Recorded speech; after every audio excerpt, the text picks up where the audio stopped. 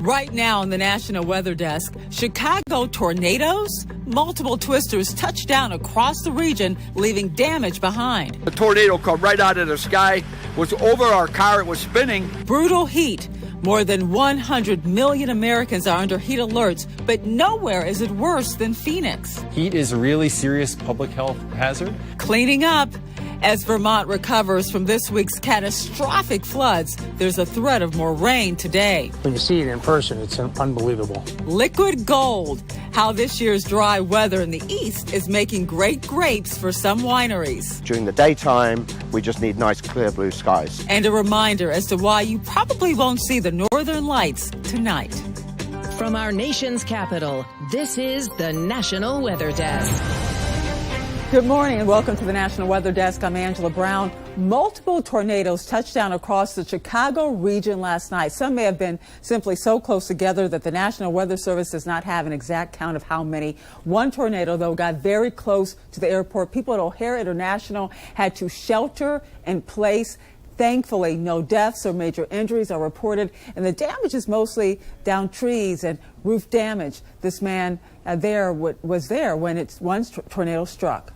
The storm went right over our head. We couldn't even get out of this parking lot. Roofs blowing off of coals. There was a gas leak. Cars are flipped over. I mean, people were scattering everywhere.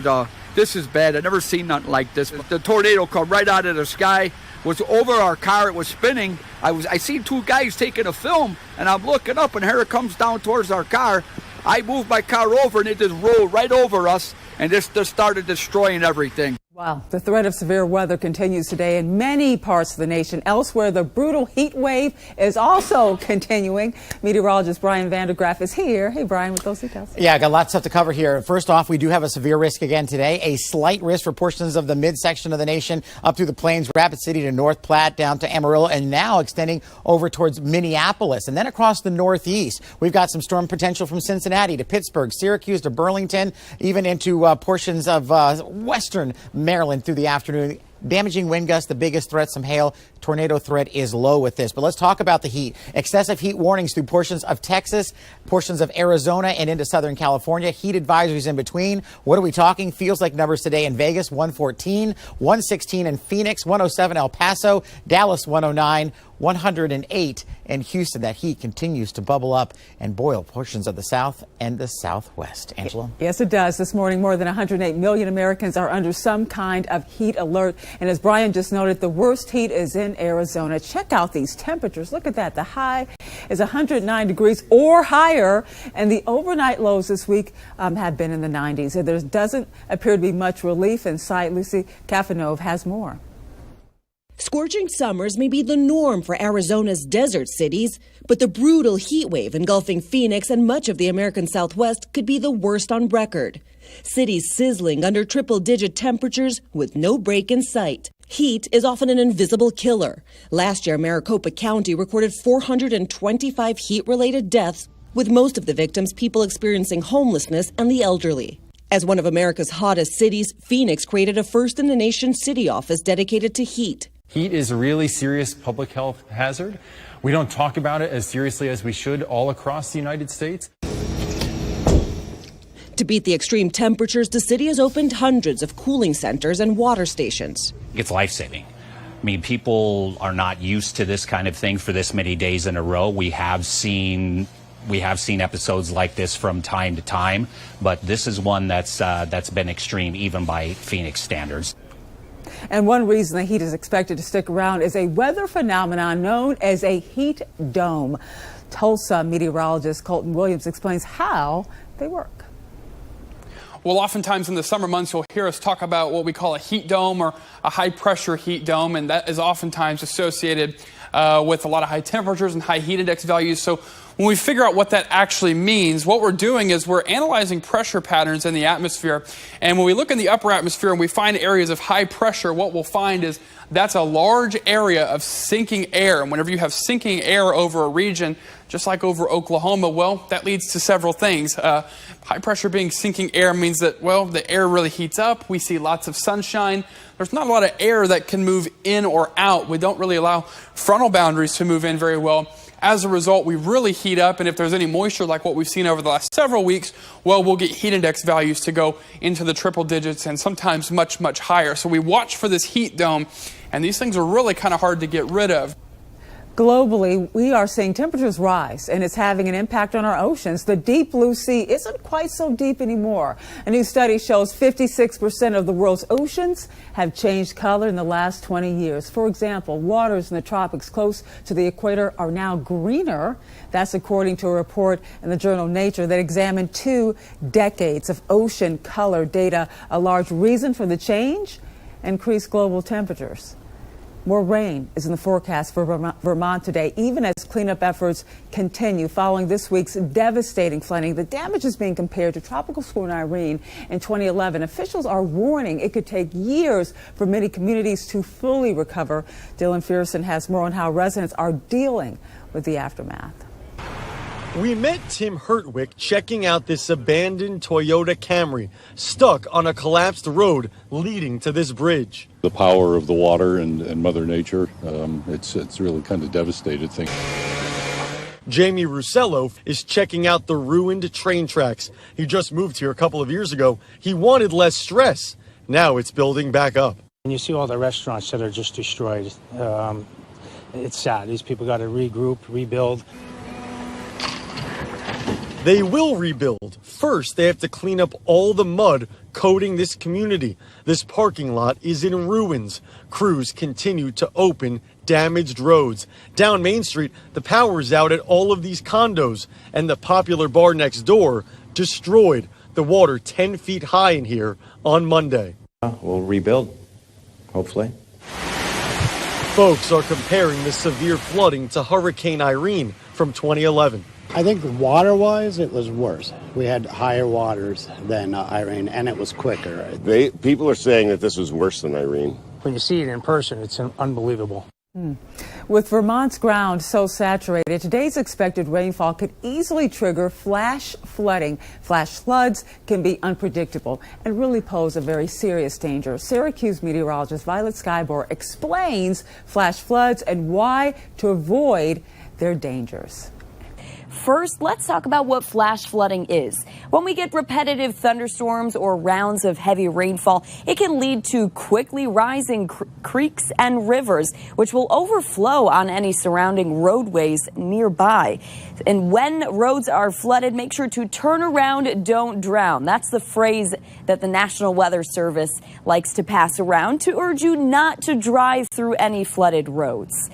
So let's look at how much water it takes to move a person or any type of vehicles. First, starting with a person. If you tried to walk through the flooded roadway, it only takes about 6 inches of moving water to sweep you off your feet and carry you off the road. Now looking at a small car, it takes on average about 12 inches of moving water to suck that car right off the road, and then you have to try to figure out how to get out of the car. We definitely want to prevent that. Looking at bigger vehicles such as trucks or SUVs, on average that takes about 18 to 24 inches of moving water to sweep them off the road. So in general, when flash flood warnings are issued, an alert will pop up on your phone or maybe even on highway signs like this. Never drive through any flooded roads, especially in the areas where flash flood warnings are issued. Try to prevent driving through those locations. Another issue flooding can cause is runoff. In New York, health authorities are asking residents to refrain from swimming at several Long Island beaches. The health department in Nassau and Suffolk counties issued an advisory for beaches known to be impacted by storm water runoff caused by heavy rainfall. They say the bacteria in the water could be in excess of New York state standards, and they're also asking people basically to steer clear of all this. If you have great weather content, we love to share it on air. You can find us, of course, on all of your favorite social media platforms, Facebook, Twitter, Instagram, TikTok, YouTube, you name it. All you have to do is search the National Weather Desk. And coming up on the National Weather Desk, we'll look at why there is an increase in reports of jellyfish larva attacks on South Carolina beaches. And we head to Maryland to check on how the weather is impacting local vineyards.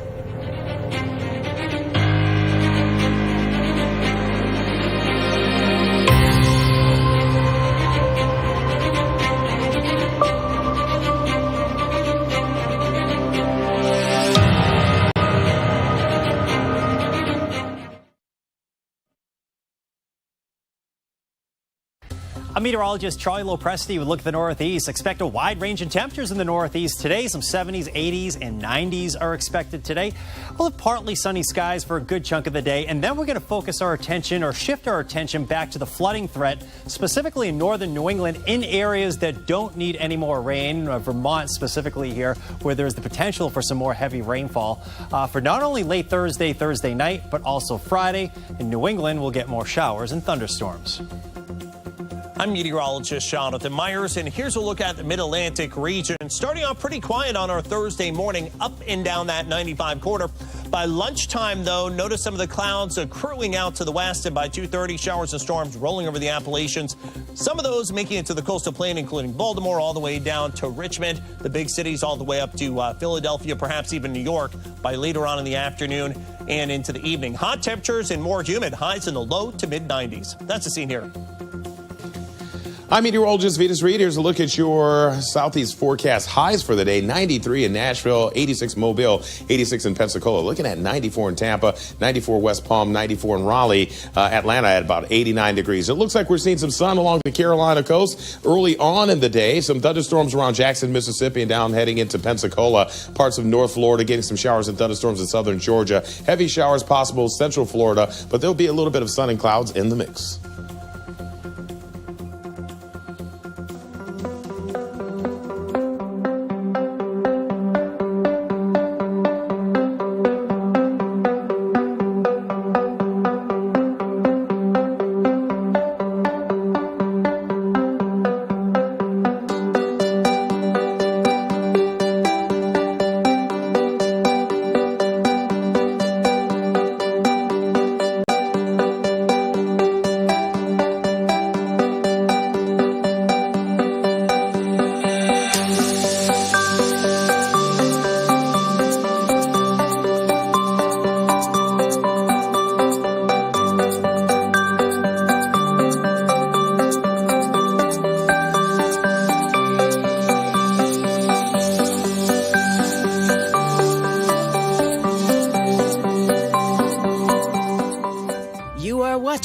The National Weather Desk. The weather is a major factor when it comes to the success of different crops. Meteorologist Amy Aronson takes us to a Maryland vineyard to see how the weather there is impacting this year's vintage. Come take a trip with me to Bordy Vineyards in Hydes, Maryland, where James Pritchard says wine production is a 4-seasons process, starting with winter.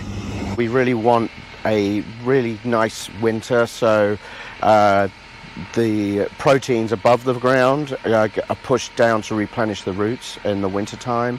And then we want a regular normal spring with no late frost. Usually we would hope for bud break to be around like end of April, something like that, which is when they start growing every year. After that, dry is better than wet. And then you don't really want any water at all, or not a lot of rainfall, until you start the harvest process at the end of August, beginning of September, something like that. And once fall comes around, two conditions drive production here at Bordy. We really need cool evenings, so we need the temperatures in the 50s and 60s at night. And during the daytime, we just need nice clear blue skies, so the grapes get a suntan basically and they ripen. And the weather is our friend in Maryland. We can make world-class wines, but we never know what we're going to get each year. Cheers from Hydes, Maryland. I'm meteorologist Amy Aronson. Wine and water don't mix. That's one thing you need to know about staying safe on the water. Will Silverstein looks into other things you need to know to stay safe out on the water.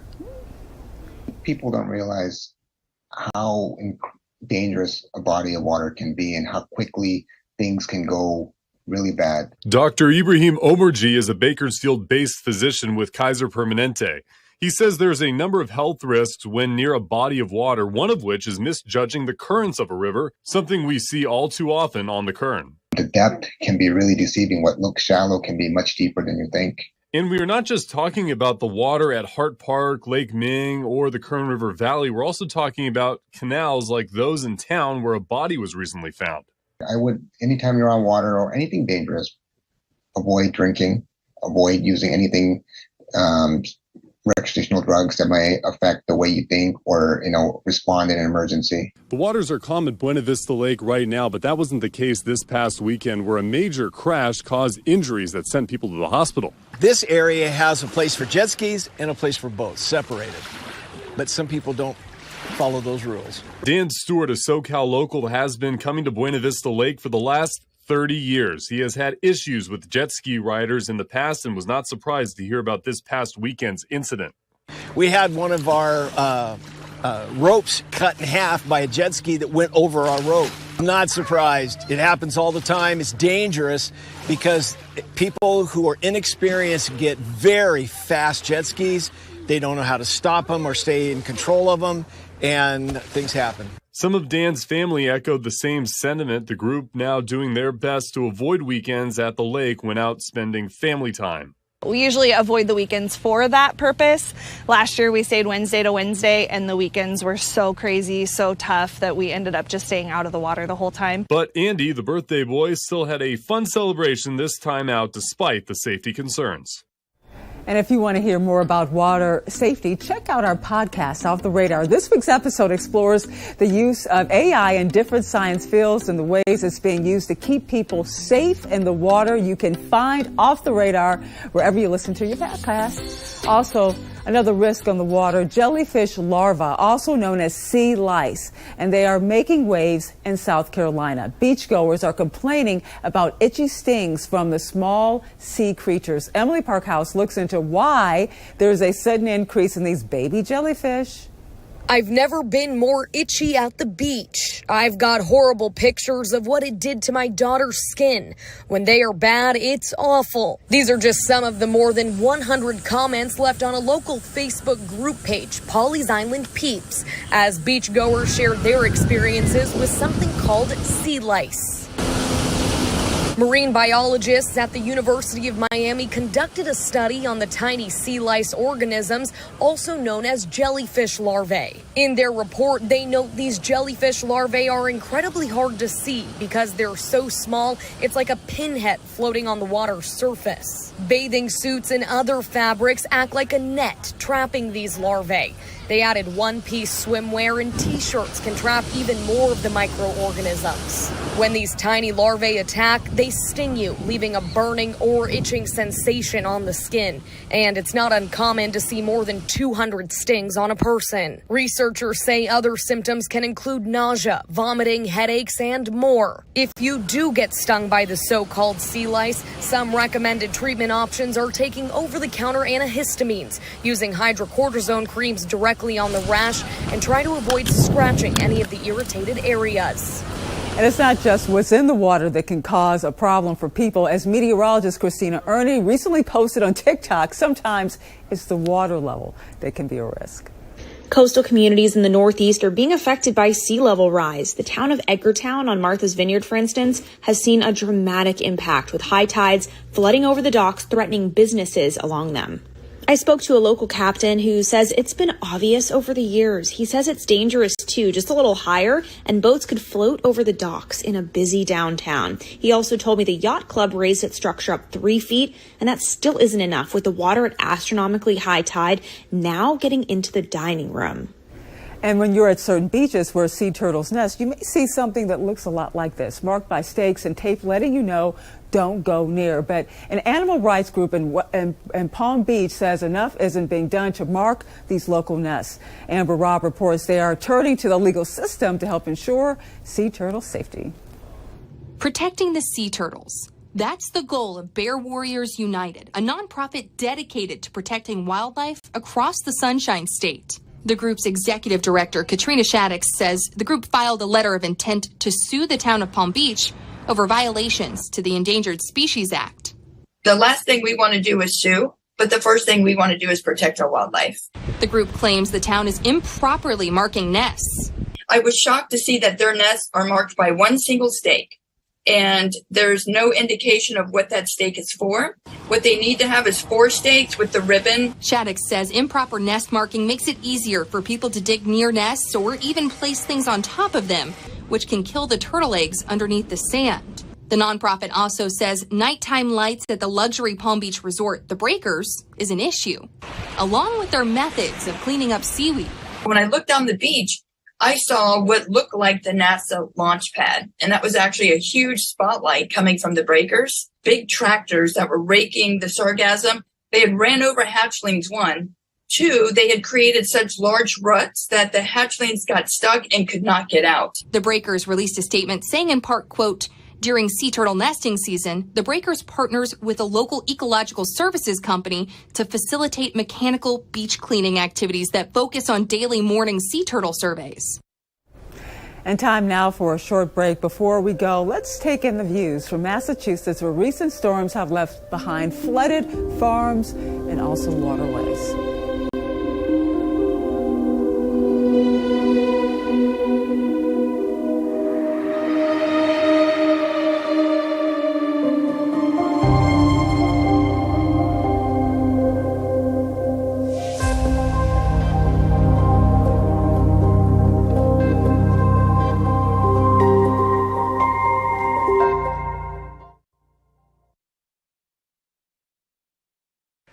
Well, a very good Thursday morning, everyone. I'm meteorologist Andrew Buck-Michael. Take a look at your weather story across the Midwest. We've got scattered showers and thunderstorms all across the Midwest today. Most of us have high temperatures in the 80s or 90s. Got a few 70s there, closer to Wisconsin and also towards South Bend. Heading into today, tomorrow, more thunderstorms popping up across a lot of the area, and same for your Saturday, but a little bit more condensed, more over the Ohio Valley as we head into your Saturday.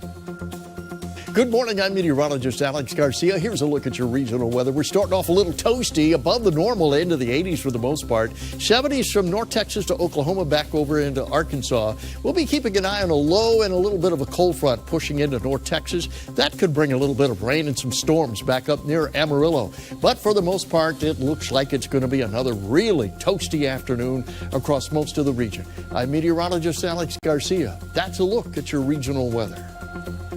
Well, hi there, everybody, and happy Thursday to you. I'm meteorologist Shannon O'Donnell. We're going to take some of the heat over the desert Southwest and share it with other parts of the western U.S. So ready or not, here comes 93 out of Reno today, 97 in SLC, and back into the mid-90s in the Treasure Valley of Idaho. And the reason being, we've got this giant ridge of high pressure, otherwise known as a heat dome, very much the weather maker out west as we head toward the weekend. And that's the scene from here.